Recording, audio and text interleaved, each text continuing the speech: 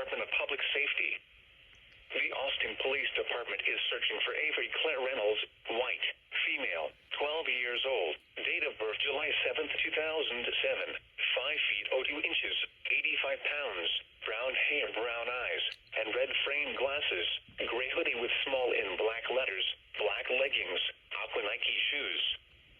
Police are looking for Cassia Sophia Vaughn, white, female, 43 years old, date of birth February 16th, 1976, 5 feet 1 inch, 110 pounds, brown hair, brown eyes in connection with her abduction.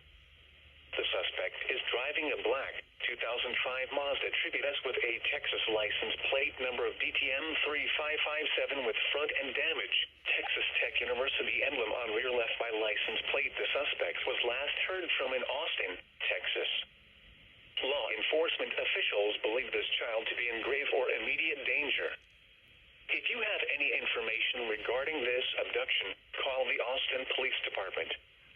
News media point of contact is Austin Police Department at 512-414-1703.